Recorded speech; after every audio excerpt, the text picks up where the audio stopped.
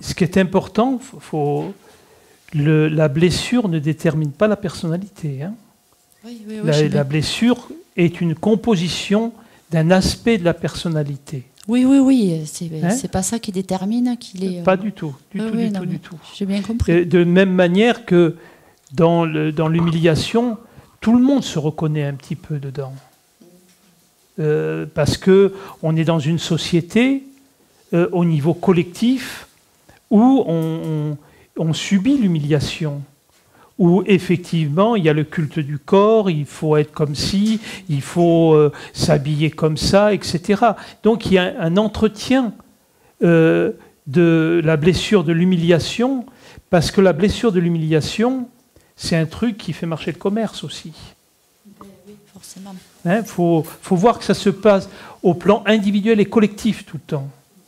Et les publicistes savent utiliser tous ces mécanismes-là. Comme les gens qui font des films connaissent tous les mécanismes des sentiments et déclenchent le sourire, la tristesse, le pleur. Ce sont des ficelles toutes simples. Hein. D'accord ? Où, effectivement, quand on voit au niveau d'émotions, il y a 4 émotions principales. Vous avez la première, c'est la peur, qui est là pour nous permettre de fuir le danger. Il y a la colère qui nous permet de nous affirmer, de nous défendre. Il y a la tristesse qui nous permet de faire le deuil de ce que l'on peut perdre, personne ou autre. Et la joie qui est l'état naturel de l'être humain.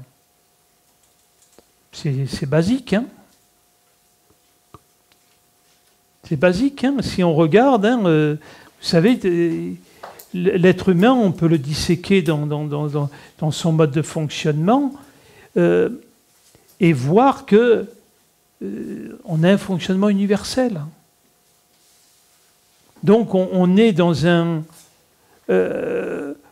une souffrance individuelle en pensant qu'on a notre petite histoire, qu'on doit régler telle et telle chose.